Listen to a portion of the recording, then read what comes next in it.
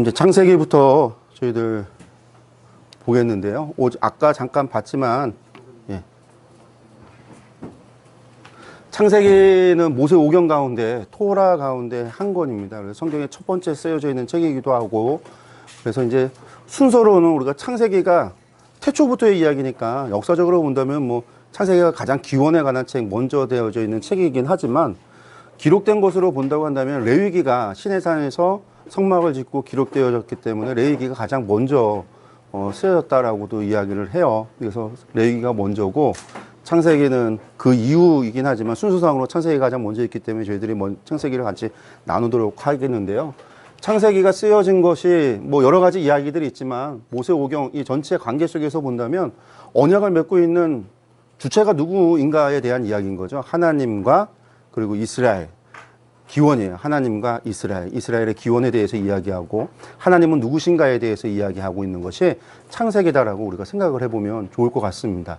우리가 이제 흔히들 복음서가 무엇이다라고 이야기할 때 복음서의 이야기를 기독론으로 이제 이야기를 많이 하잖아요. 예수님이 누구신가에 대한 이야기를 하는 게 복음서라고 한다면 창세기는 신론이죠. 하나님이 누구신가에 대해서 우리에게 말씀해주고 있는 거죠.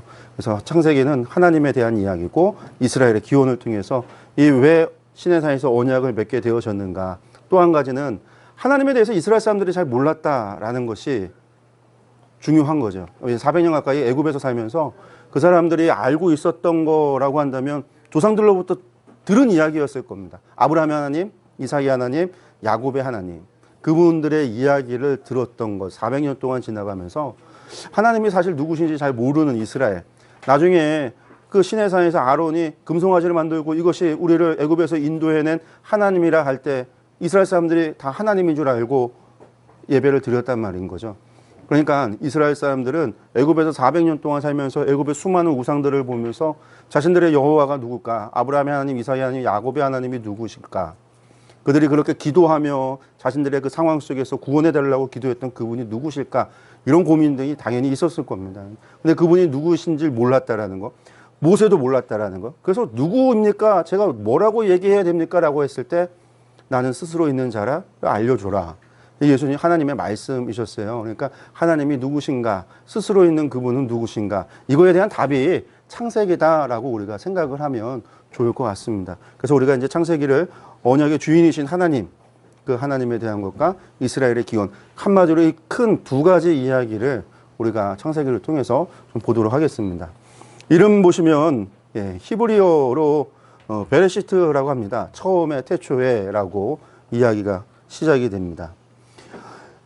성경이라고 하는 것이 지금 우리가 가지고 있는 모양은 책이 이렇게 되어져 있는 책이잖아요. 이렇게 한 장 한 장씩 넘기는 이게 이제 코덱스가 전부 다 이렇게 종이를 직사각형으로 해서 묶어서 만든 코덱스라고 하는 사본이 우리가 있는데 그런 형태의 책이 지금까지도 우리가 계속 보고 있지만 옛날 책은 이러지 않았습니다. 대부분 두루마리였다라는 거죠. 그러니까 두루마리에 책의 제목을 찾으려면 어떻게 해야 될까요? 두루마리를 펴야지만 책의 무슨 내용인지를 알아요. 우리야 겉에 표지가 있어서 구약, 성경개관, 에스더 요 옆에도 이렇게 이름이 있어서 우리가 책을 찾아볼 수 있지만 옛날 두루마리 책들은 그러지 않았다라는 거죠. 그래서 두루마리를 딱 펼쳤을 때 처음 보이는 글, 처음 보이는 문장, 거기에 나와 있는 단어를 통해서 내용을 통해서 책의 제목을 만듭니다. 그래서 창세기 같은 경우는 베레시트 처음에 나왔던 단어가 베레시트였어요. 그래서 태초에라고 하는 이 단어가 창세기의 이름이 되어졌던 겁니다. 그러면 이제 70인역 헬라어 성경으로 번역이 되는 과정에 그 이스라엘 장로들이 책을 번역을 하면서 그 70인역으로 헬라어로 번역이 되면서 새롭게 이름이 지어져요. 왜냐하면 베레시트라고 하는 이름을 하기에는 안 되니까 헬라어로 만들어서 책의 이름이 바뀌어지게 되는데 창세기 같은 경우는 이제 게네시스에서 기원이라고 하는 이름으로 게네시스라고 하는 책이 된 거죠. 그래서 이게 이제 라틴어로 영어로 제네시스 이렇게 된 거고 우리가 이제 한자로 창세기라고 했던 게 한글로 음역을 하면서 그대로 창세기라고 하는 책 이름이 왔습니다. 기록자는 모세로 보고 많은 사람들이 또 이야기하고 전통적으로 모세의 글이다, 모세오경이다 라고 이야기합니다. 뭐 이게 모세가 쓴 게 아니라 4세기 때 기록된 것이다 라고 이야기하는 경우도 있지만 아까 성경개관하면서 잠깐 말씀드렸다시피 계시의 주인공은 누구였을까? 창세기 말씀은 하나님이 누구이신가를 누구를 가리킨 거냐면 광야에서 살던 이스라엘 사람들에게 애굽의 우상, 애굽의 종교 가운데서 그렇게 알고 있었던 그들에게 여호와 하나님이 누구신가, 아브라함 하나님, 이삭의 하나님, 야곱의 하나님이 누구신가를 설명하기 위해서 주어졌던 책이에요. 계시였다라는 거죠. 하나님이 누구신가를 보여주시는. 한마디로 광야 시대에 살았던 사람들의 신앙의 교재와 같은 책이 창세기였던 것이고 구전으로 읊어졌었던 겁니다. 왜? 모세는 당시에 애굽 사람이었으니까 모세는 애굽 상형 문자를 사용하던 사람이거든요. 그 당시에는 헬라, 이 히브리어라고 하는 언어 자체가 없었기 때문에 구전으로 되어지던 것이 나중에 기록이 되죠. 모세 오경이 가장 먼저 기록이 되어지는데 그게 이제 최초에 기록되는 거는 언제인지 몰라요. 그렇지만 어쨌든 기록이 되어지는 것 후대에 모세 이후에 기록이 되어지고 대부분 그 전에 구전으로 시작됐던 게 나중에 뭐 이제 기록이 되어졌다라고 이야기를 합니다. 그러다 보니까 모세의 책이다라는 거예요. 모세의 책. 일리아드 오디세이가 호모가 지은 책이다라고 하는 이야기하듯이 그러니까 모세가 기록을 했다라고 이야기를 하고 있습니다.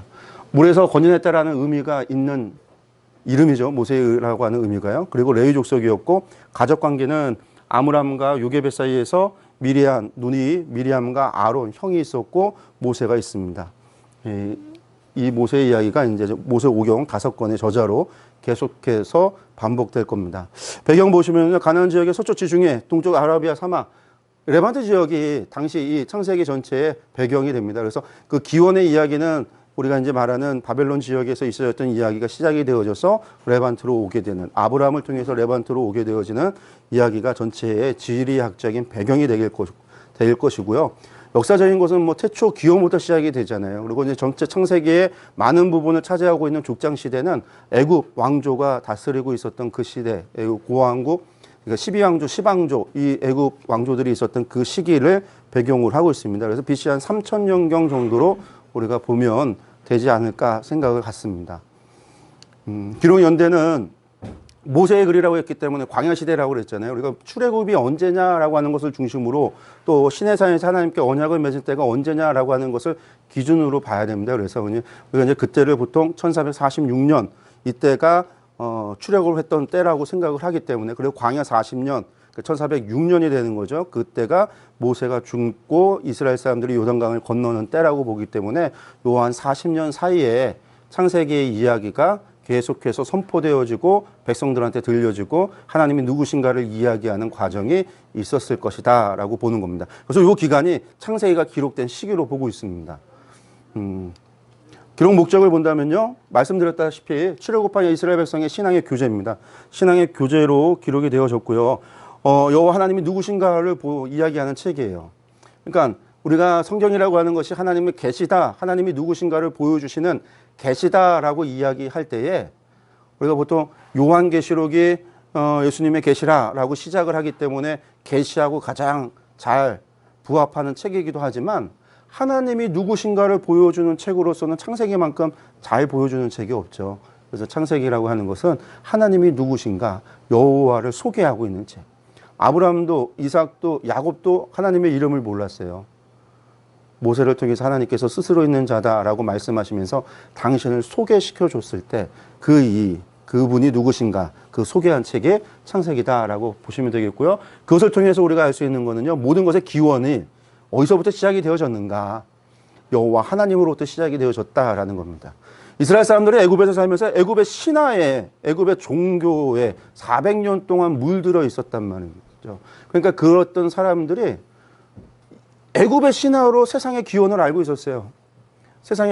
애굽의 신들이 세상을 만들고 애굽의 신들에 의해서 나일강이 만들어지고 애굽이 있어지고 자신들이 존재하고 그런 세상 속에서 살던 그들에게 애굽의 신들에 의해서 만들어진 세상이 아니라 여호와 하나님께서 태초에 만물을 만드셨다, 그 하나님께서 우리의 하나님이 되신다, 이것을 알려주는 책이 기록의 목적인 거죠. 창세기인 거죠. 그리고 그 안에는 왜 인간의 우리의 기원을 얘기하기 위해서는 기원을 타고 올라가니까 아브라함이 나오고, 아브라함으로 올라가니까 데라가 나오고, 노아가 나오고, 아담으로 올라가는 인류의 기원을 이야기하면서 이 세상에 뭐가 들어온 거죠? 왜 고통당하고 있었던, 자신들이 왜 애굽에서 고통당하고 있었을까?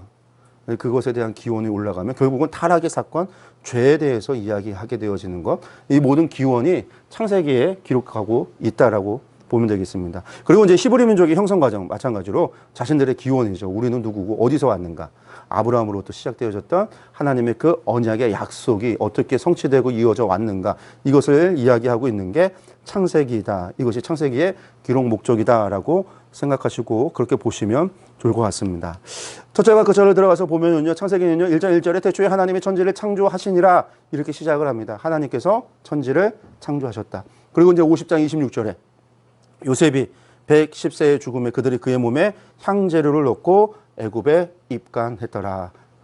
요셉의 장례를 통해서 끝나요. 근데 입간으로 끝난 것이 무덤에 넣지 않거든요. 입간에 넣고 요셉의 유고를 두었다라는 거예요. 나중에 이제 요셉의 고향으로 돌아가는 약속의 땅으로 들어가게 되는 것. 출애굽을 통해서 요셉의 유고를 가지고 그 이스라엘 백성들이 출애굽하게 되어진 걸 통해서 구약의 족장의 시대와 지금 하나님께서 모세를 통해서 애굽에서 구출하고 계시는 우리의 세대가 연결되어지고 있다.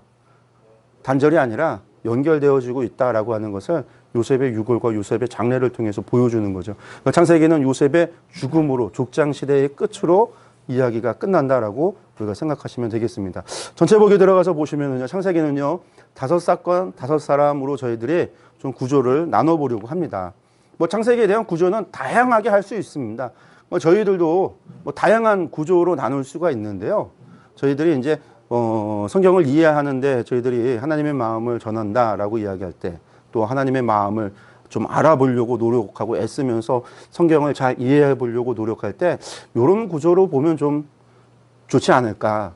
이렇게 보면 이런 부분이 또 도드라지고 우리가 또 강조할 수 있는 부분이 아닐까라고 하는 생각으로 구조를 나누는 겁니다. 이건 성경이 원래 이런 구조로 나누기 위해서 성경이 기록된 것도 아니고요.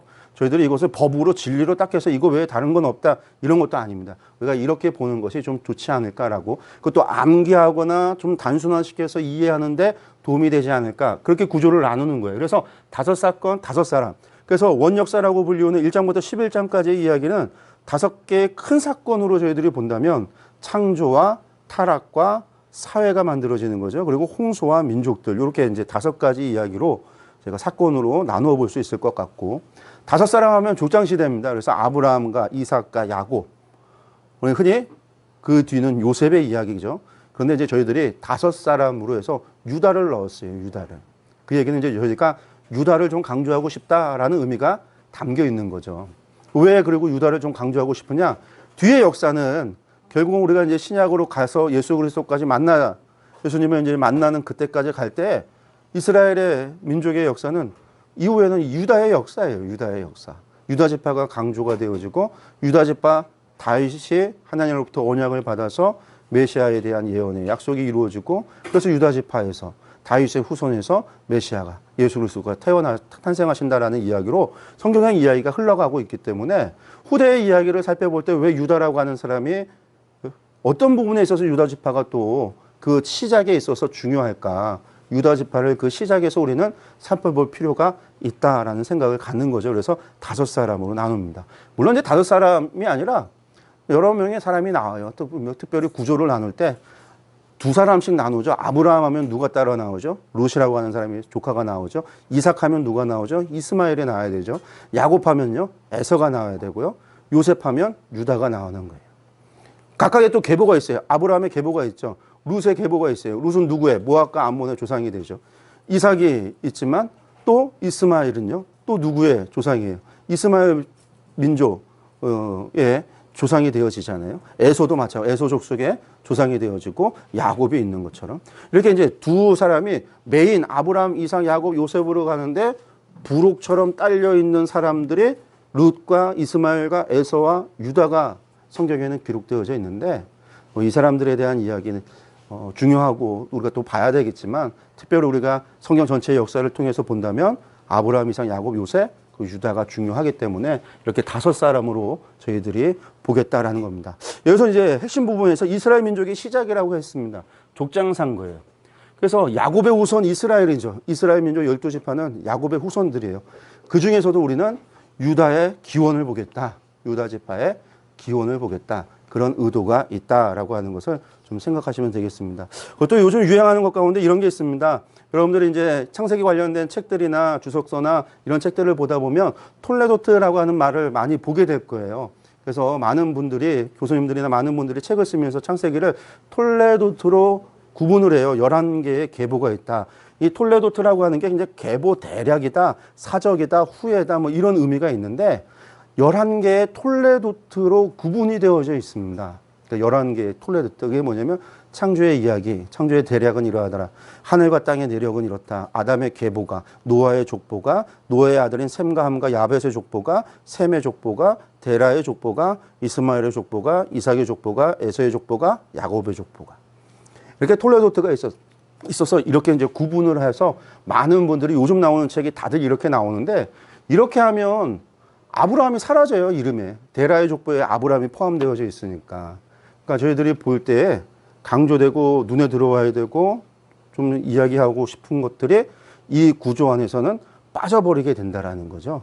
그래서 이제 저희들이 톨레도트라고 하는 구조도 있고 요즘 유행하는 거고 많은 사람들이 이야기하지만 저희들은 이제 이것을 이야기하지 않고 5사건, 5사람으로 저희들이 창세기를 구분하고 살펴보겠다라는 겁니다.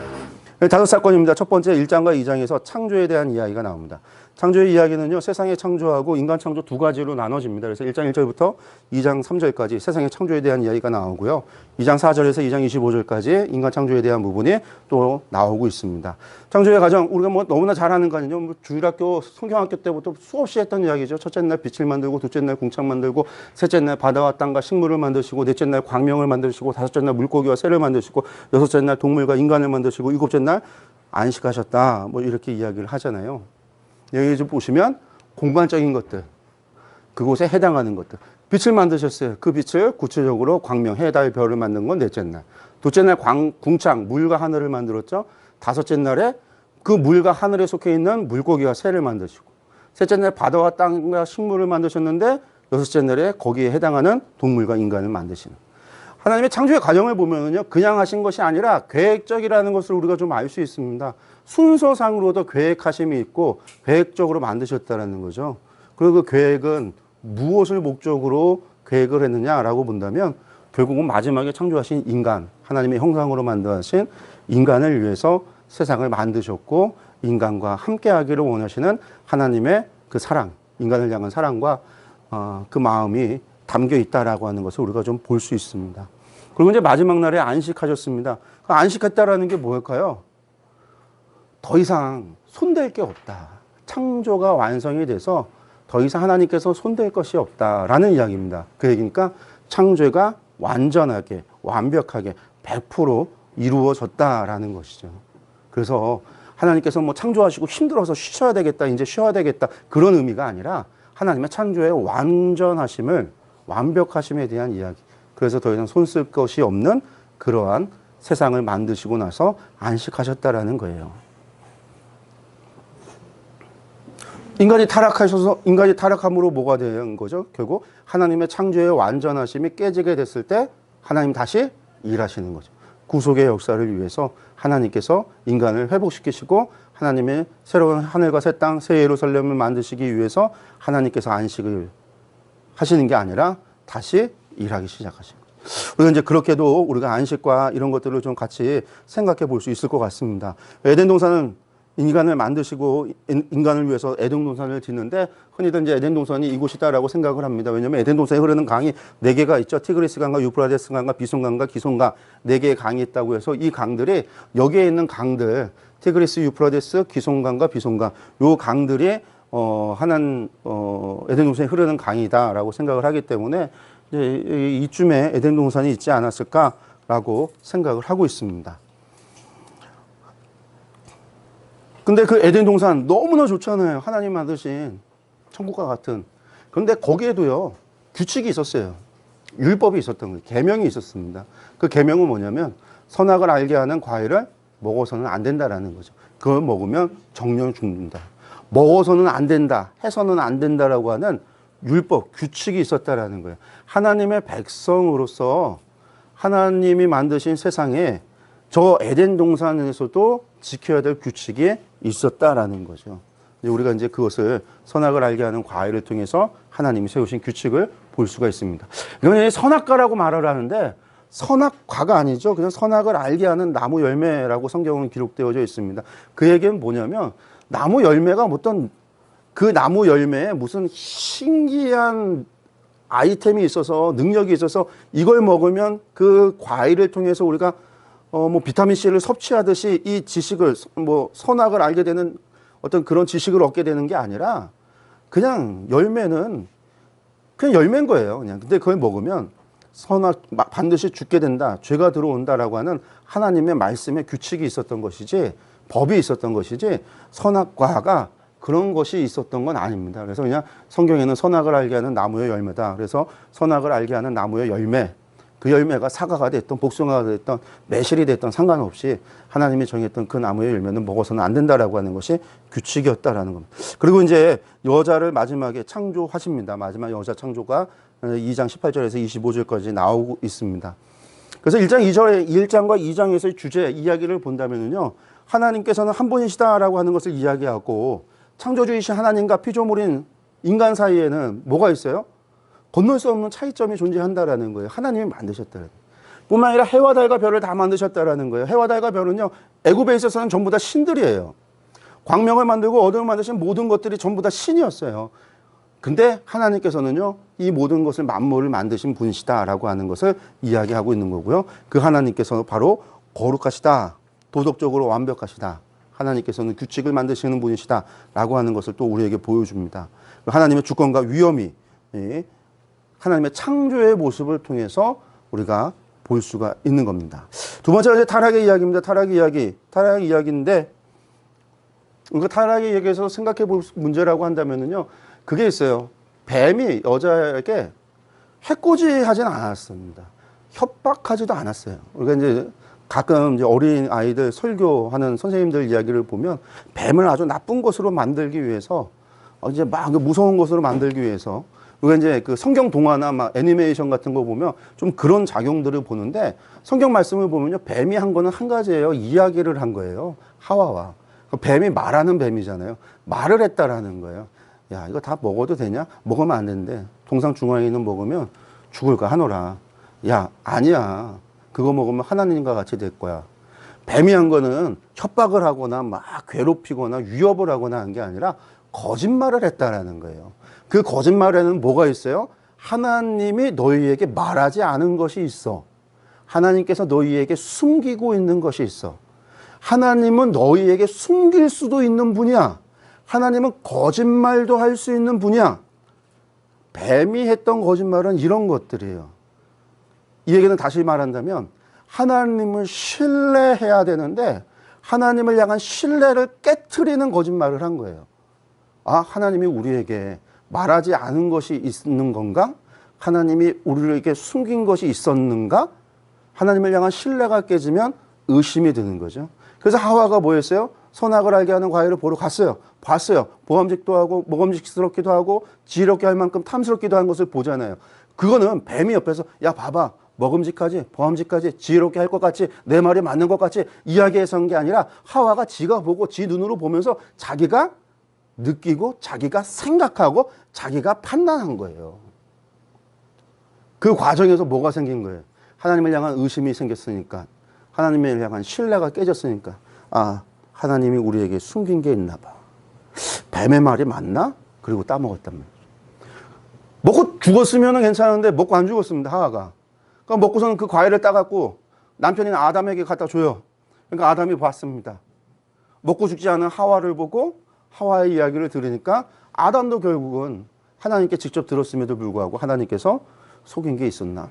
숨긴 게 있었나? 아담도 먹게 되는 거죠. 타락의 사건은요, 다른 것이 아닙니다. 하나님을 향한 신뢰가 깨졌을 때 범죄하게 된 거예요. 불신의 사건입니다. 하나님을 향한 신뢰가 깨트린 게 뱀이 한 거였어요. 하나님은 거짓말을 할 수 있다. 여호와가 하나님이 아닌가 봐. 거짓.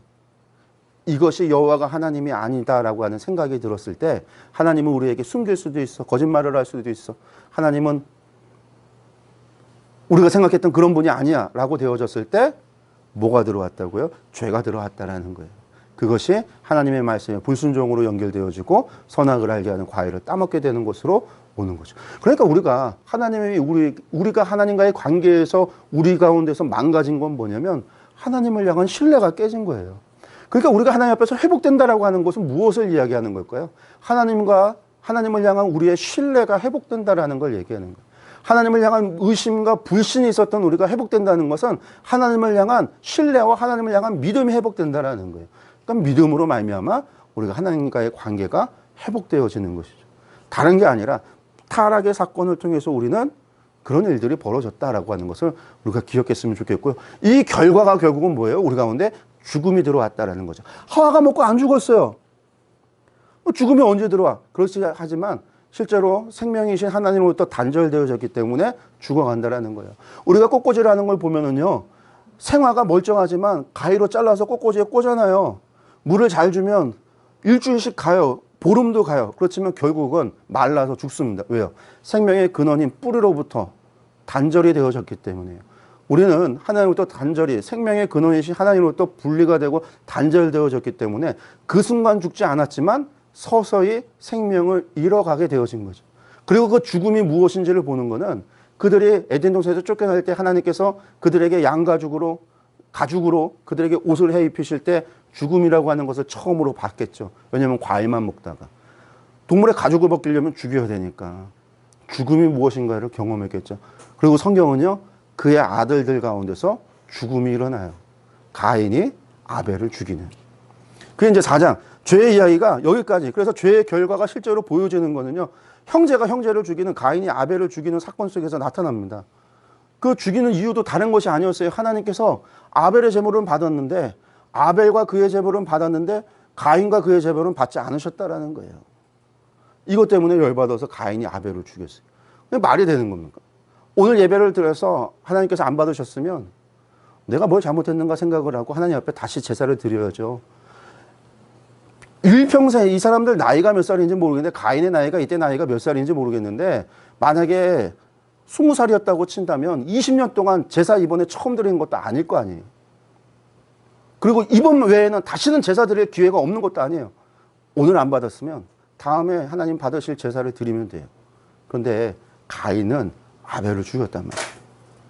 우리 사람들이 자꾸만 이것을 가져다가 아벨은 피제사를 드려서 하나님께서 받으셨고 가인은 피로 제사를 안 드리고 곡식으로 드려서 하나님께서 받지 않았다. 우리가 그렇게 생각을 하는데 이것은 잘못된 얘기입니다. 왜? 제사 가운데 5제사, 5제사, 레위기의 5제사 가운데서도요, 피제사만 있지 않아요. 소제가 있어요. 곡식으로 드리는 제사가 있단 말이에요.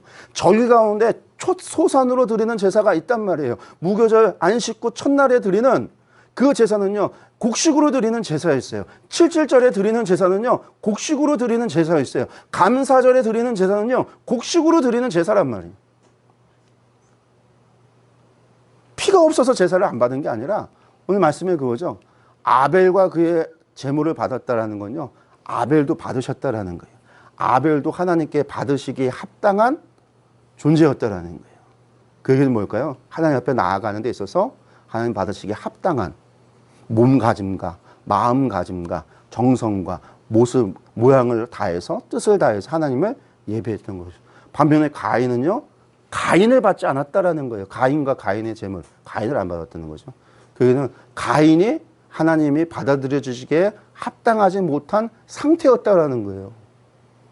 제사, 피의 흘림의 제사 때문에 이루어진 것이 아니라 그들의 예배 드리는 모습 때문에, 자세 때문에. 네.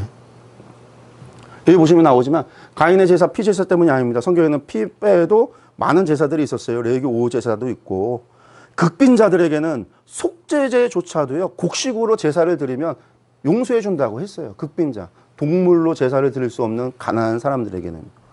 그리고 초실절, 맥주절에 곡식의 첫 열매로 제사를 드리는 것들이 있었다라는 겁니다. 히브리서 11장에도 마찬가지예요. 제사의 제물로 문제가 아니라 믿음으로 제사를 드렸는지 이 문제를 다뤄요. 아벨은 믿음으로 제사를 드렸다라는 거예요. 가인은 믿음으로 드리지 않았다라는 거예요. 우리가 이 부분에 대해서는 좀 정리할 필요가 있는 거죠. 그리고 가인과 아벨의 이야기에서는 가인과 아벨을 대조하지 않습니다. 또 물론 그 두 제사에 대한 이야기는 나오지만 이후에 가인이 아벨을 죽이고 나서는요. 하나님은 그 가인도 죽이시지 않으셨어요. 그리고 그에게 벌은 내리시지만 이 벌이 너무나 과합니다. 제가 감당할 수 없습니다 할 때 하나님께서 가인을 보호해 줄 수 있도록 약속을 또 주세요. 하나님의 자비하심이 드러나는 대목인 거죠. 범죄했다 할지라도 하나님 앞에 죄를 범했다 할지라도요. 하나님의 자비하심은 우리의 죄를 다 용서해 주실 수 있는 분이라는 거예요. 그러면 우리가 하나님 앞에 회개해야 되는 거죠. 가인은 끝까지 회개하지 않았어요.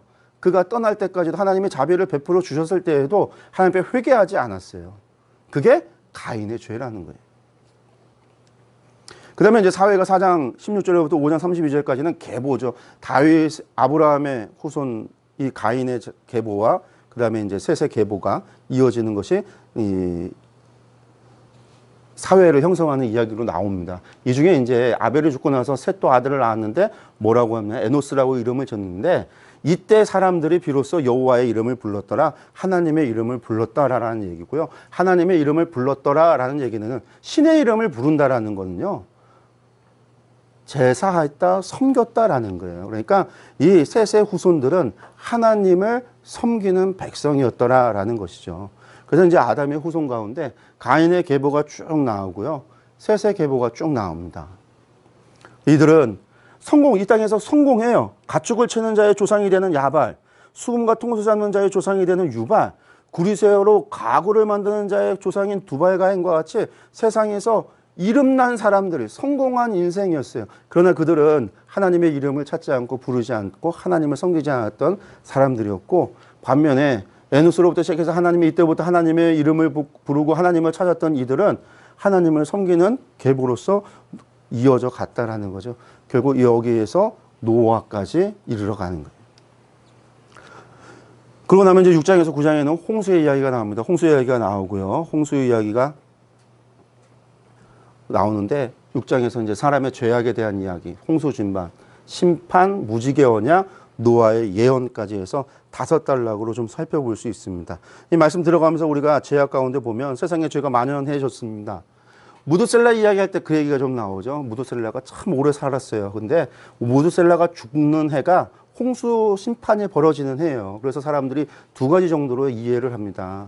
오래 살아서 복 받는 게 아니라 만약에 무드셀라가 범죄했다면 그도 그렇게 장수했지만 결국은 홍수에 휩쓸려 하나님의 심판에 죽은 자가 될 것이고, 그게 아니라면 무드셀라 의인이 죽고 났을 때 결국 하나님의 심판을 사람들을 연장시키고 그들이 돌아오기만을, 회개하기만을 기다리셨던 하나님께서 결국은 심판을 의인이었던 무드셀라가 죽음으로 말미암아 그의 죽음이 심판의 시작이 되어졌다. 뭐 이렇게도 해석을 해요. 이 두 가지 정도 해석이 아마 우리가 가지고 있는 교재에 보시면 이 이야기가 잠깐 기록이 되어져 있을 겁니다. 여러분들이 한번 TV나 내용으로 한번 확인해 보시고요.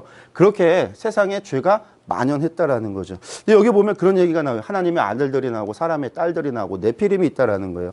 그래서 네피림 하면 보통 이제 네피림이 이제 거인들, 자이언트 막 이렇게 성경에 번역이 돼서 안악자손들 하면 자이언트 다 골리앗 생각하고 그러는데, 성경에 보면 하나님의 아들들 하면 하나님의 아들들은 뭐냐면 아담의 계보로 이어졌던 그 믿음을 지켰던 사람들, 신앙에 있었던 사람들을 하나님의 아들들이라고 하는 거고요.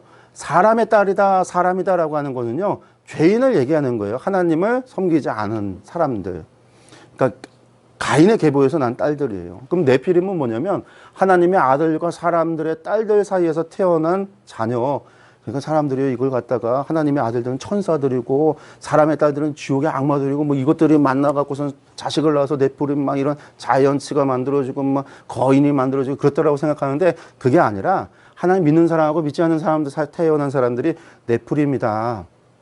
이게 이제 생각하시면 돼요. 그런 사람들이 어떤 사람이에요? 보니까 장부, 거인, 약한 자를 못 살게 구는 사람, 폭군, 뒤에 거 생각한다면 악을 행하는 사람들이라는 거죠. 힘이 있고 권력이 있는데 그것으로 사람들을 괴롭히고 악을 행하는 사람들, 이런 사람들을 네피림, 당시에 네피림이라고 불렀다라는 거예요. 그러니까 세상에 그렇게 죄가 만연하고 네피림과 같은 사람들이 많아지고 그런 죄가 만연했던 세계에 하나님께서 노아의 가족을 불러서, 노아를 불러서 배를 만들도록 하고, 그리고 홍수 심판을 말씀하신 대로 행하셨다라는 거죠.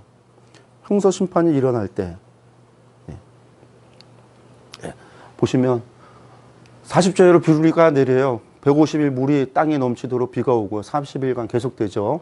비가 내리기 시작하고 멈출 때까지가 40일입니다. 근데 이것으로 끝나는 게 아니라 물이 그 다음에 빠져야 되니까 물 빠지기를 기다리고 땅이 마를 때까지 기다리고 해서 전체 방주에서 지낸 날수는 377일 1년이 넘는 기간을 방주에서 살았습니다.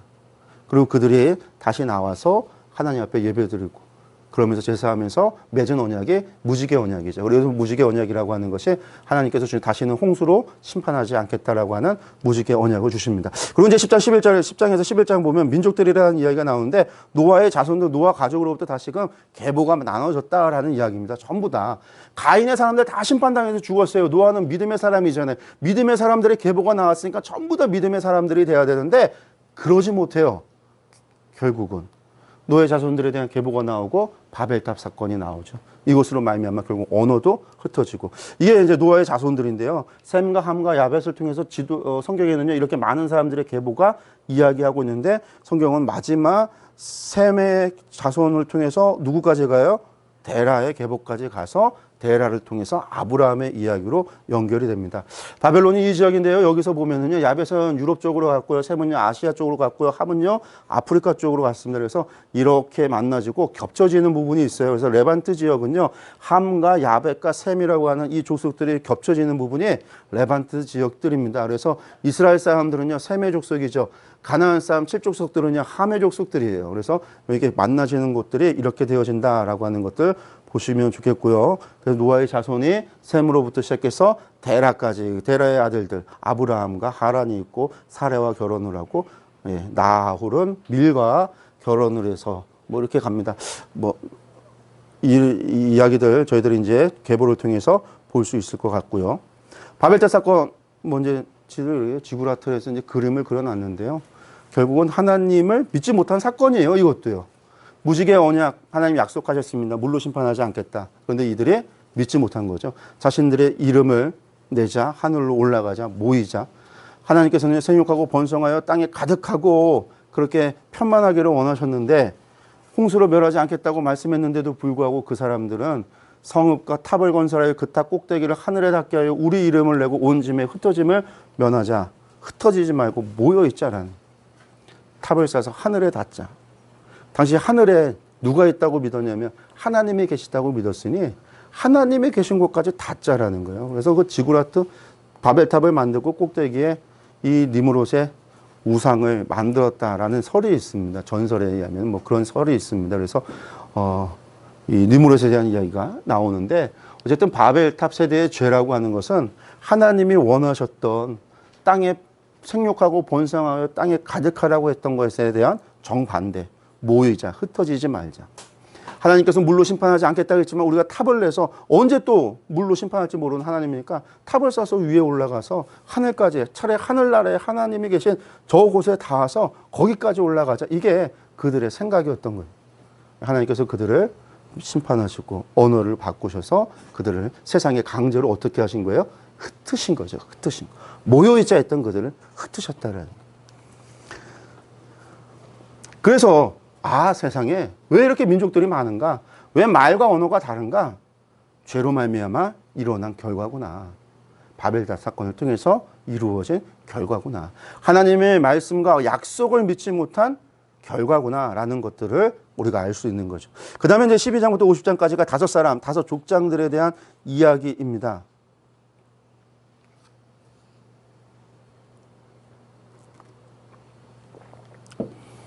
전체로 본다면 이 부분이 사실은 더 많은데, 우리가 이제 창세기는 우리가 이제 족장들의 이야기 너무나 잘 아는 이야기들이기 때문에 우리가 이제 씻고 자세하게 할 수 없기 때문에 지금 이야기한 것처럼 중요한 부분들을 나누면서 이야기하려고 합니다. 우리가 이제 아브라함 하면은요, 아브라함이 하나님의 말씀을 듣고 고향 땅을 떠날 때가 75세였어요. 75세. 그리고 이제 애굽으로 내려갔다가 그리고 돌아와서 룻과 분열하고 그 다음에 룻이 이제 포로가 되어졌을 때 구출한 이야기, 다시 와서 그를 구출하고 난 다음에 하나님과 언약을 맺고 이스마엘을 낳고 할례로 가는 것. 이게 17장. 그리고 나서 소돔과 고모라 이야기, 그 다음에 아비멜렉과 이야기, 그 다음에 이삭을 번제로 바치고 나서 말년에 있어지는 이야기 하면 아브라함의 이야기가 12장에서 25장까지 이어집니다. 되게 길어요. 이야기도 많고 에피소드도 사건도 많고 에피소드도 많고, 그러니까 그 모든 이야기들을 다 할 수 없잖아요. 그러니까 우리가 여기서 본다고 한다면 하나님의 언약에 관한 것들, 그 이야기를 통해서만 우리가 조금 살펴보도록 하겠습니다. 하나님께서 아브라함은 12장에서 부르십니다. 어디서 부르죠? 갈대아 우르에서 부릅니다. 그래서 갈대아에서 우르에서 부르는데 아브라함만 가지 않았어요. 아브라함이 아버지 데라를 모시고 형제 나홀을 데리고 같이 떠나요. 어디까지 가냐면요, 하란까지 갑니다. 그리고 하란에서 상당한 시간을 있었던 것 같아요. 그래서 여기 머물다가 나중에 여기서 다시 아브라함만 조카 롯을 데리고 하나님이 약속하신 땅으로 세겜까지 이 레반트 지역으로 내려오게 되는 거죠. 그래서 이곳에 내려왔다가 이곳에 왔는데, 하나님 약속하셨으면 그 땅이 약속의 땅이면 좋은 땅이어야 되는데 왔는데 가뭄이 와요. 그러니까 하나님의 약속에 한참 기대를 하고 막 좋은 땅에 오고 좋은 일이 벌어질 것 같고 막 그런 생각을 가지고 와 왔다 하고 하나님 앞에 제사 드리고 탁 했는데 가뭄이 왔어요. 그러니까 기대하고 상관없이. 그래서 이제 결국은 애국까지 피난을 가야 되는 그런 일들이 벌어지죠. 어쨌든 그가 떠나게 되는 것에 왜 떠나는가? 다른 게 아닙니다. 하나님이 주신 약속이 있었기 때문에.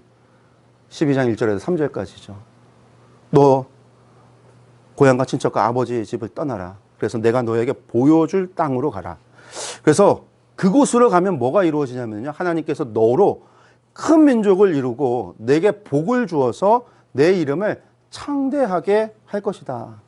너가 복이 될 거다. 그래서 너를 축복하는 자에게 내가 복을 내리고 너를 저주하는 자에게는 내가 저주할 것이니 땅의 모든 족속들이 너로 말미암아 복을 얻을 것이다. 이게 하나님이 아브라함에게 주셨던 언약입니다. 아브라함이 고향을 떠난 거는 다른 게 아니에요. 하나님의 약속이, 옛날식으로 얘기한다면 신탁받은 거죠. 신탁. 어느 날 신탁을 받은 거예요. 신의 계시를 받은 거예요, 아브라함. 근데 아브라함은 사실 75세였던 이때에 가정에 위기가 있었습니다. 무슨 위기예요? 자식이 없는. 결혼을 했는데 자식이 없어요. 당시 이 시대가 청동기 시대예요. 옛날 시대예요. 그 옛날에는요, 남자가 몇 명이나 됐느냐, 아들이 몇이나 있느냐가 그 집안의 힘이에요. 왜냐면 족장 시대였으니까요. 청동기 시대, 족장 시대였으니까요. 그 무리가, 그 가족의 무리가 결국 군사력이에요. 힘이에요. 재력이에요. 그러니 아들이 없다라고 하는 건 대가 끊긴다라는 것이고, 더 이상 자신을 이어서 가문을 잇거나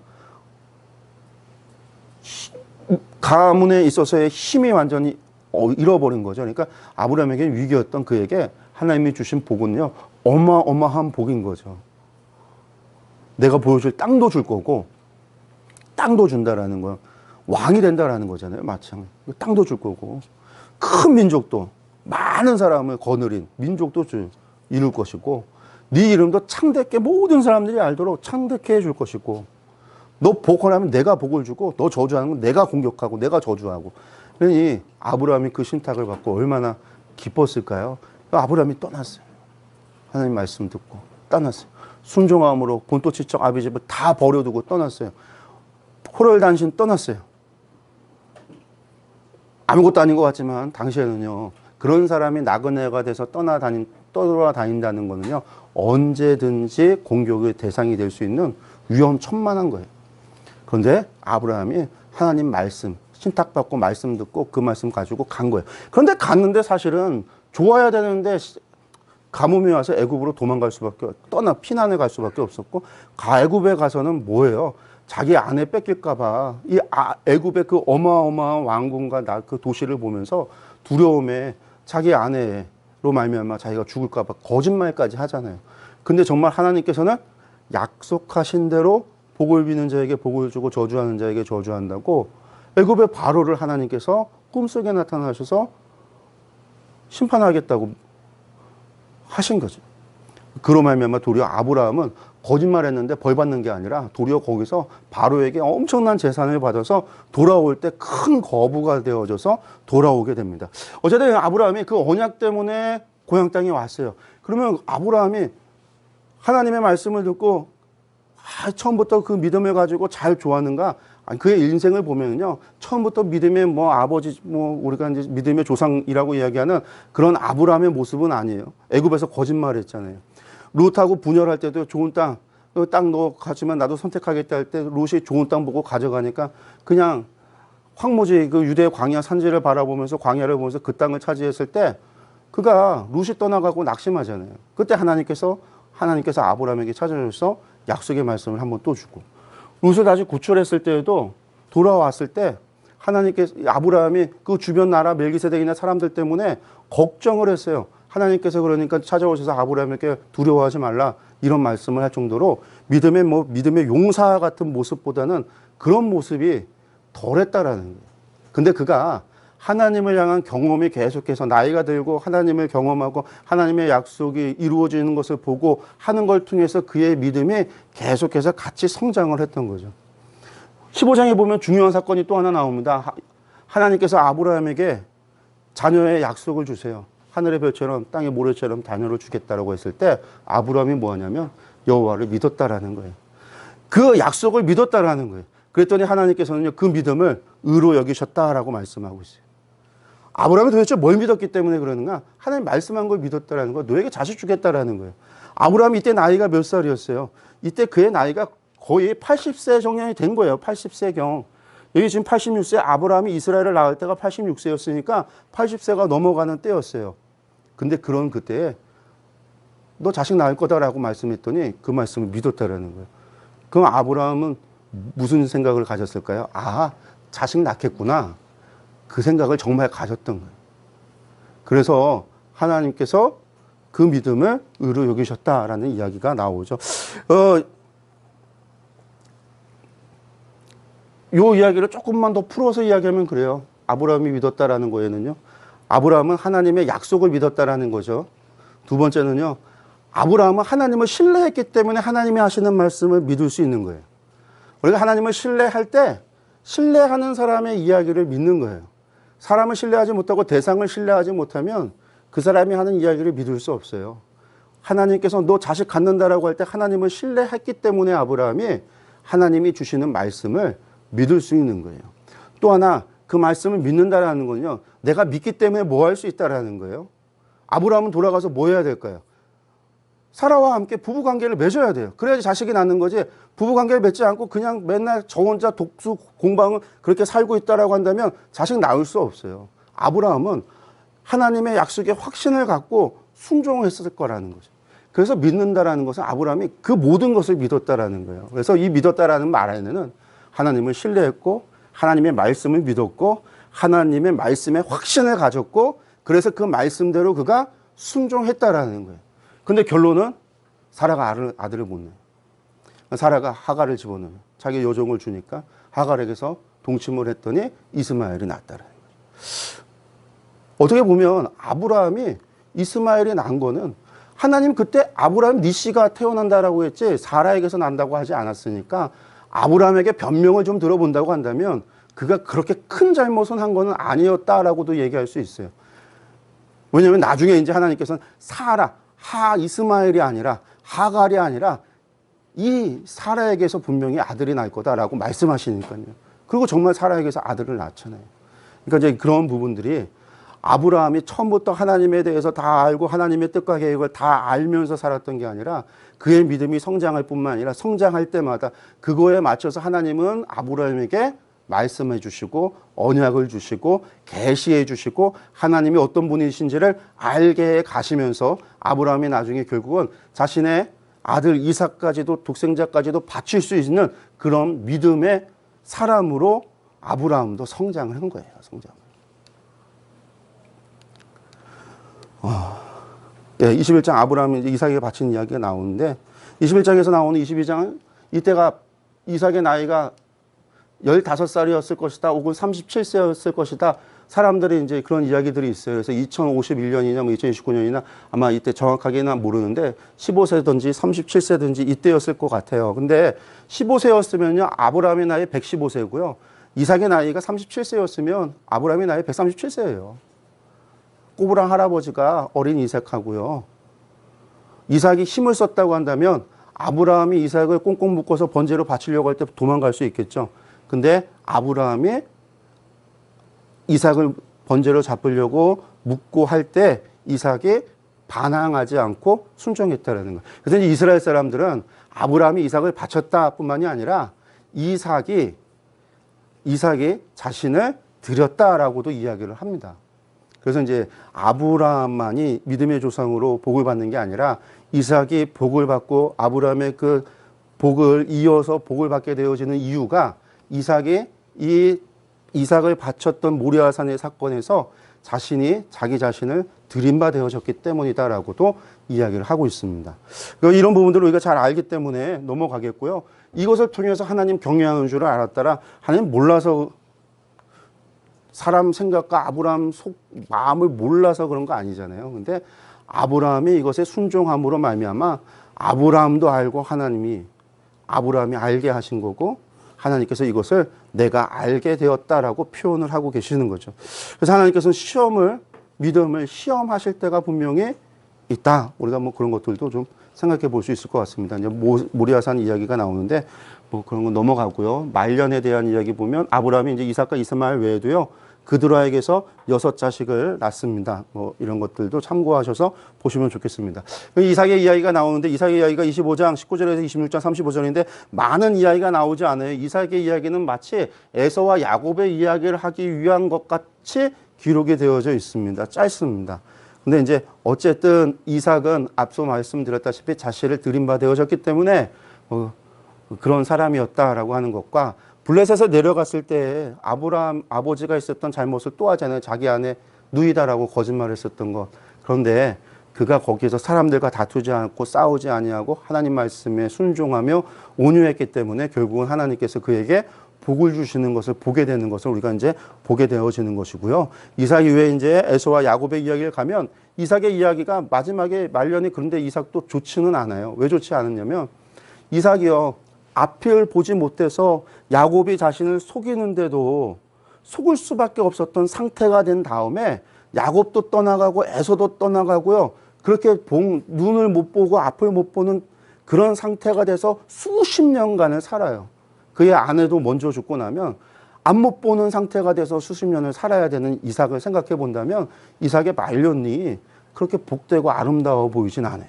그리고 그가 그렇게 될 수밖에 없었던 이유 가운데 하나는요. 그의 잘못이에요. 왜? 에서를 편애해서 에서에게 장자권을 주려고 가족들에게 비밀로 하고 했었던 잘못. 그리고 그것도 그냥 준 게 아니죠. 맛있는 것 좀 해와라. 먹고 싶은 게 있어서 조건을 달고 맛있는 것 좀 해와라. 그럼 내가 주겠다라고 하는 얼토당토하는 이야기를 통해서 이삭이 그런 잘못을 했기 때문에 자식에 대한 편애와 잘못된 선택이 있었기 때문에 하나님이 원하시고 바라시는 것이 무엇인지가 아니라 자신의 편애로 말미암아 그런 일을 했기 때문에 야곱도 떠나가고 에서도 떠나갔다라는 거예요. 그래서 그의 인생이 말년 인생이 그렇게 아름다워 보이지는 않는다. 우리가 이제 그런 것도 우리가 이삭을 통해서 생각해 볼 부분입니다. 그러니까 이삭으로 말미암아 야곱과 에서의 문제가 발생한 거예요. 자식의 문제가 발생한 겁니다. 그리고 에서는 분명히 문제가 있는 사람이에요. 예. 성경에 보면 야곱은 뭐라고 설명하냐면 조용한 사람이었으므로 장막에 거주했다라고 하는데 그래서 우리는 야곱이 장막에 거주하니까 조용한 사람이니까 좀 여리여리하고 그냥 온유하고 착한 사람 정도로 생각을 해요. 근데 장막에 거주했다라고 하고 그리고 에서는 뭐 하냐면 사냥해서 고기를 잡고 나가서 막 사냥하는 사람이니까 좀 와일드하고 근육질에 울그락불그락 이런 사람 정도로 생각하는데요. 여러분들 양치는 거 쉬운 일이 아닙니다.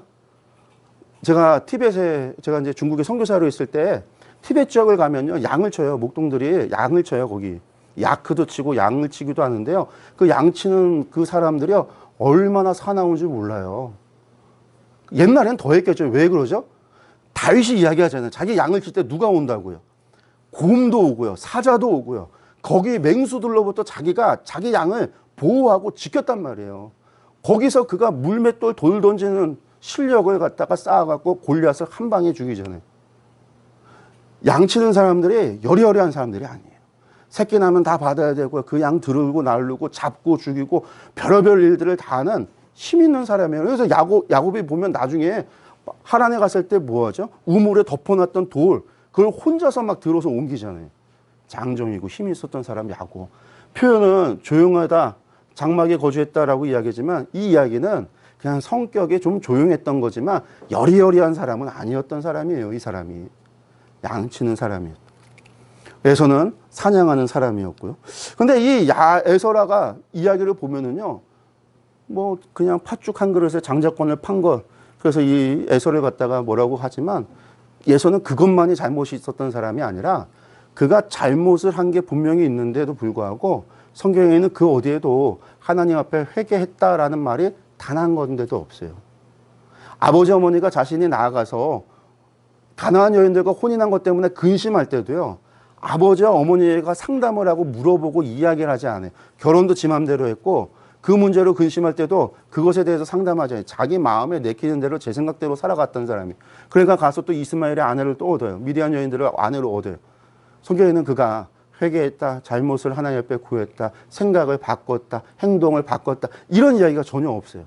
근데 야곱은 그러지 않았다는. 그게 야곱과 에서를 가르는 차이였던 것이 아니었을까. 야곱은 꿈에 하나님 보자마자 그는 제단을 쌓았던 사람이에요.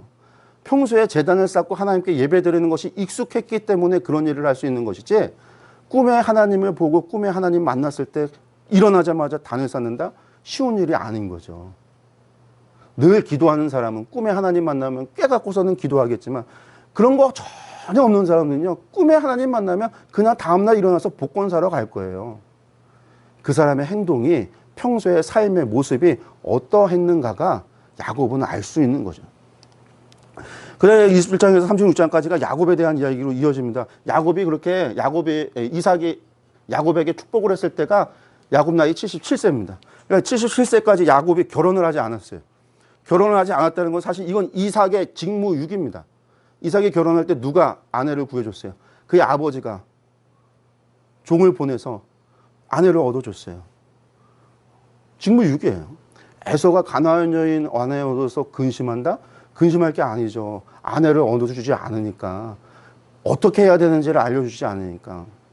그때까지 77세예요. 그때 도망간 거예요. 이 나이에 도망간 거예요.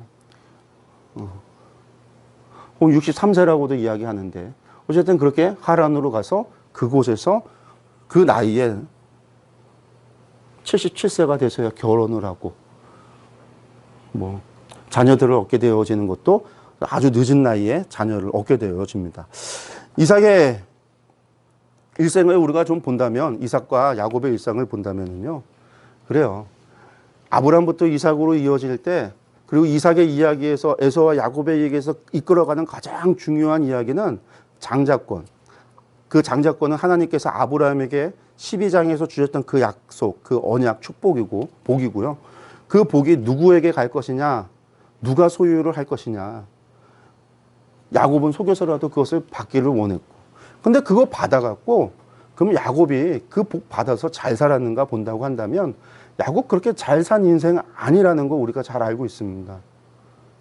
형 때문에 도망가서 아버지 어머니와 떨어져야 됐고, 삼촌한테 속아갖고 내가 사랑하는 여인을 아내로 얻으려고 했다가 그냥 삼촌한테 속아갖고 된통당해서 자기가 남들 속이더니 이제는 자기가 속아갖고서는 그냥 원치 않는 그 누이까지 아내로 얻어서 살아야 됐고, 재산 좀 불려보려고 하는데 삼촌이 싫어하고 그 아들들이 싫어해서 수 써갖고 겨우 재산 불렸는데 다 빼앗길까 겁나서 한밤에 야반 도주해야 됐고, 야반 도주해서 돌아오다가 형 만나서 또 죽을까 두려워서 거기서 또 수 쓰면서 먼저는 재물 보내고 종들 보내고 자식들 보내고 그렇게까지 남아서 그런 인생이었어요. 그리고 나서도 용서받고 에서와 화해하고서도 인생이 좋았는가? 세겜에서 좀 잘 살아보려다가 디나 사건이 일어나죠. 디나 사건이 일어나서 세겜에서 못 살아요. 그래서 떠난 거예요.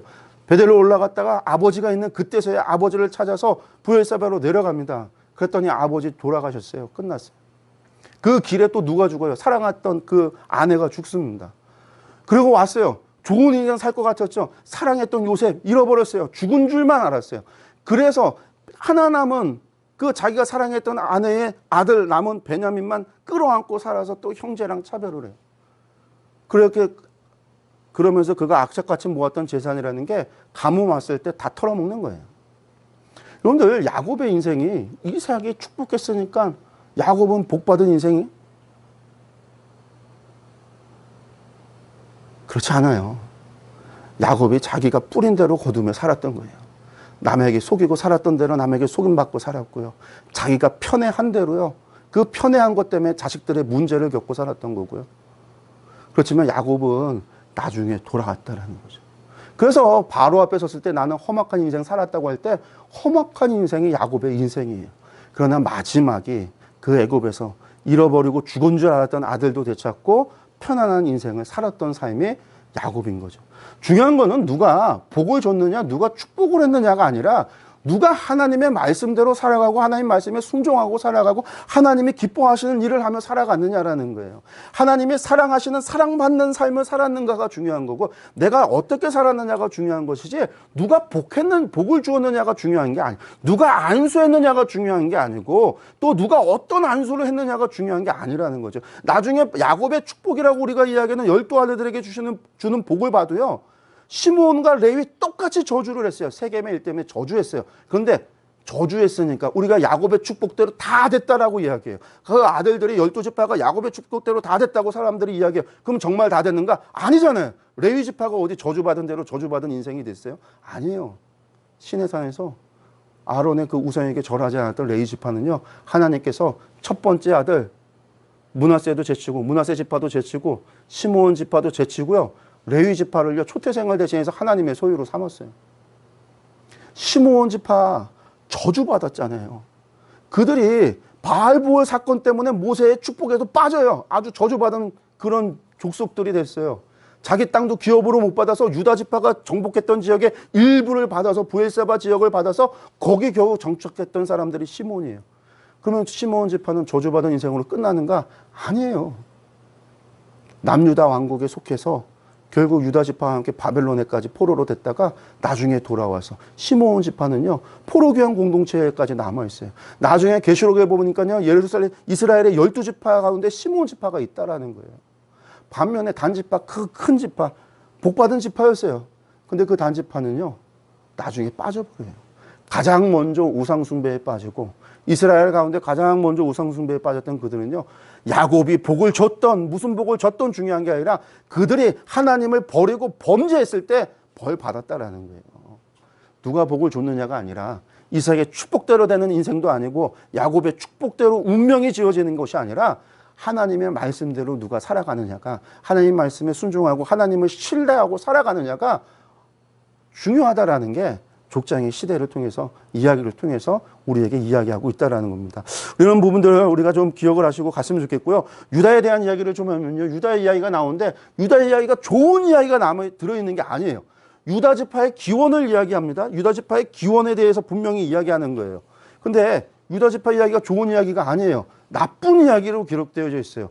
그것도 시아버지와 며느리의 근친상간. 레위기 율법으로 따지면요. 이스라엘 사람들이 광야를 지금 살고 있으면 이미 시내산에서 레위기 율법 주셨어요. 그 레위기 율법대로 하면 근친상간한 것들 다 돌로 때려 죽여야 돼요. 나쁜 죄, 반드시 죽여야 되는 죄 가운데 속한 거예요. 그런 죄에 진 조상, 그 죄의 결과가 우리 유다야. 얼마나 부끄러운 거예요. 근데 성경은 그 부끄러운 거를 분명하게 보여줘요. 왜 보여주냐면요. 그럼 이 이야기 속에서 뭐가 중요하냐.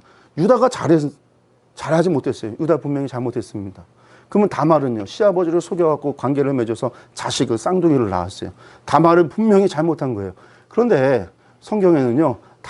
유다를 통해서 다말에 대해서 뭐라고 얘기하냐면요. 내가 옳도다, 나보다 옳다라고 이야기합니다. 여기서 옳다라고 하는 이야기가요. 무슨 이야기냐면요. 아까 15장에서 옳다라는 이야기가 나오는데 히브리어 이 옳다를 보면은요. 15장에서 아브라함이 하나님을 믿으니 하나님이 아브라함을 의로 여기셨다고 같은 단어예요. 창세기 두 번밖에 사용되어지지 않는데 의롭다고 했던 단어가 이 옳다라고 번역된 단어예요. 다른 말로 얘기해서 네가 의롭다라는 거예요. 왜 의로운 거죠? 다말은 뭘 하려고요? 기업을 이어가려고요. 원래 아들이 죽으면 그 동생이 형수를 취해서 자식을 낳아서 형의 계보를 이어가도록 해야 돼요. 오난이 싫어서 안 했단 말이에요. 오난이 그래서 하나님 앞에 벌받아 죽었어요. 하나님이 왜 오난을 죽이셨는가? 그가 설정한 것 때문에 죽이신 거예요. 왜 계보를 잊지 않게 하냐? 이어가지 않도록 하냐? 네가 왜 끊느냐? 하나님 죽이신 거예요. 그럼 셋째에게 가서 계보를 잇도록 해야 되는데 유다가 그것을 못하게 막았어요. 그건 유다가 틀린 거예요. 다말을 속여서 동침해서 자식을 낳았지만 유다의 입을 통해서 다말이 옳다, 의롭다라고 이야기한 거는요. 그렇게 해서라도 믿음의 계보가 이어져야 된다라는 거죠. 그래서 유다 지파는 누구를 통해서, 헤스몬을 통해서 이어져 가요. 유다 지파 가운데서도. 다윗의 그 계보가, 예수님의 계보가 그 다말과 유다 사이에서 태어난 자식을 통해서 이어져 간다라고.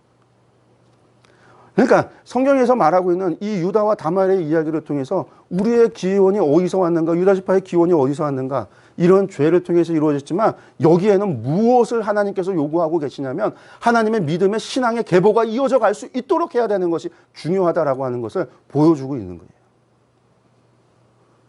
이 다말의 그런 행동이 하나님께서 옳다고 여겼다라는 거죠. 그래서 나중에 예수님의 마태복음의 족보에는요, 다말의 이름도 기록되어져 있잖아요.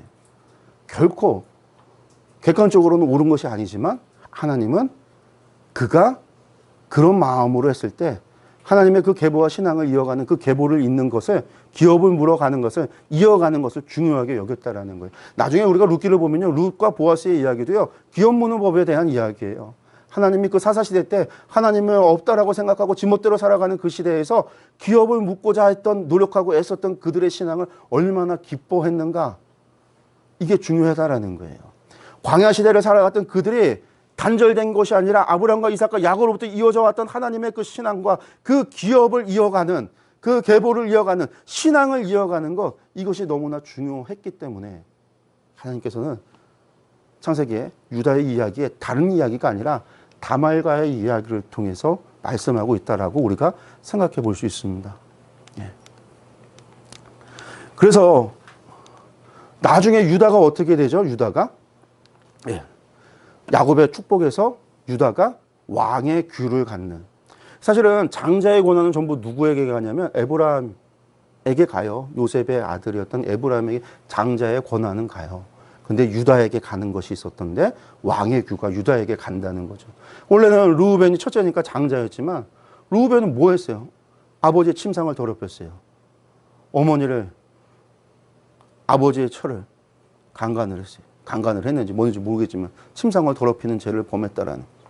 시므온과 레위는 세겜에서 학살, 사람들을 죽였어요. 그 죄가 있었어요. 그래서 넷째였던 유다에게 왕의 규가 가는 복이 주어지는 거죠. 그런데 복 주어졌다고 유다가 다 된 거 아니에요. 유다가 이후로 그러한 책임 갖는, 책임 있는 행동을 했기 때문에 그래요. 베냐민, 나중에 애굽으로 식량을 구하러 가고, 나중에 베냐민 문제 때문에 요셉이 속이고 베냐민을 데려오라고 하는 그 모든 과정에서 아버지인 야곱을 설득하고 그 모든 일에 책임을 지는 사람은 누구였냐면 유다였어요.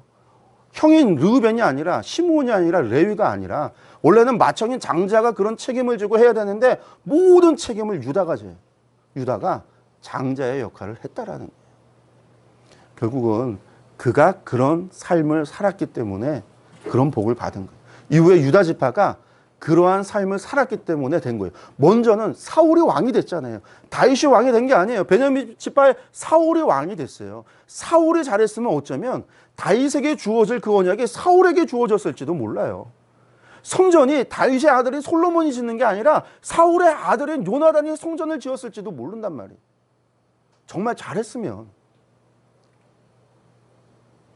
원래 사울은 그때 잠깐 왕 됐다가 다윗이 왕이 될 정도로 다 계획되어지고 운명되어지고 그런 것이 아니라 사울이 그런 악을 짓고 그런 인생이 된 거고, 다윗은 하나님의 택함을 받고 사랑받는 사람으로 그가 신앙을 가졌기 때문에, 그렇게 살았기 때문에 그런 복을 받은 거예요.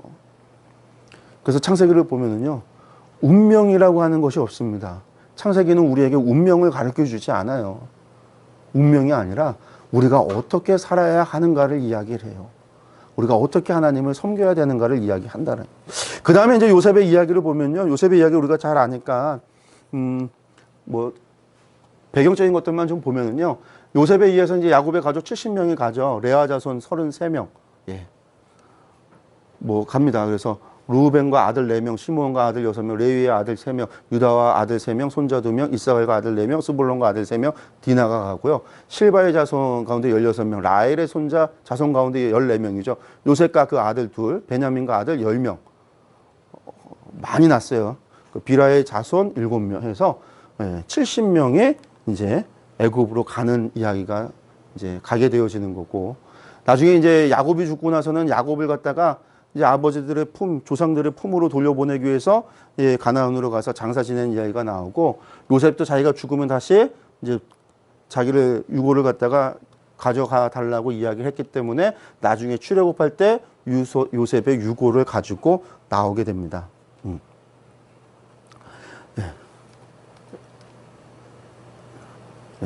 여호수아 보면 나오죠. 애굽에서 가져온 요셉의 뼈를 세겜에 장사했다라고 하는 것이 나옵니다. 그래서 이때 이제 세겜에 장사했다라는 것, 이곳으로 이제 요셉의 이야기가 또 이 후세대하고 연결되어지는 것을 볼 수 있습니다. 또 이제 히브리서에서도 이것을 이야기하죠. 믿음으로 요셉은 임종시에 이스라엘 자손들이 떠날 것을 말하고 자기 뼈를 위하여 명했다. 애굽이 영원한 본향이 아니라 자신들에게 주어진 땅은, 자신들에게 주어진 본향은 어디다? 약속의 땅, 가나안, 그 레반트 지역, 그 땅이 하나님께서 우리에게 주신 땅이고 우리가 가야 될 본향이라는 것을 요셉은 알았다, 믿음으로 알았다라고 하는 것이 히브리서가 이야기하고 있는 부분입니다. 창세기에 여기서 좀 정리하도록 하겠습니다. 저희 창세기에서 우리가 다섯 사건, 다섯 사람에 대한 이야기를 했고요. 다섯 사람의 이야기에서 뭐 아브라함, 이삭, 야곱, 그리고 이제 요셉과 유대에 대한 이야기들을 했는데, 하나님의 언약이 누구에게로 연결되어지는가? 결국은 신앙, 하나님을 믿고 신뢰하고 따르고 순종하고 섬겼던 사람, 하나님 보시기에 합당한 인생을 사는 사람들이 그 언약의 주인공이 되는 겁니다. 그래서 이스라엘이 그런 삶을 살지 못할 때 표대가 옮겨져서 지금 우리에게 왔어요. 우리에게 그 복이 왔어요. 우리도 하나님의 말씀 앞에 순종하고 하나님이 보시기에 기뻐할 만한 그러한 삶의 인생이 되어져야 된, 우리가 그것을 계속해서 소유하고 우리의 후손들에게 그 신앙을 전해줄 수가 있는 것이지, 우리가 제대로 못하고 우리도 에사 같고 우리도 이스마엘 같고 우리도 르우벤 같고 우리가 잘못된 인생을 산다라고 한다면요, 결국 우리의 것도 결국 옮겨지게, 촛대가 옮겨지듯이 다른 사람에게, 다른 누군가에게 옮겨질 수 있다라고 하는 것. 한 번 믿으니 영원한 것이 아니고 운명되어지는 것이 아니라, 하나님의 복이 누군가가 복 줬다고 운명되어져서 영원한 것이 아니라 우리가 계속해서 어떻게 살아가야 되는가라고 하는 것에 대한 질문과 그런 삶을 살아가는 모습이 있어졌으면 좋겠고요. 하나님의 창세기를 통해서 하나님은 태초에 천지를 창조하신 거룩하신 하나님이시다라고 하는 것이 창세기에서 보여주시고 있는 이야기, 모든 것의 기원이 되시는 분이다라는 것도 기억을 했으면 좋겠습니다.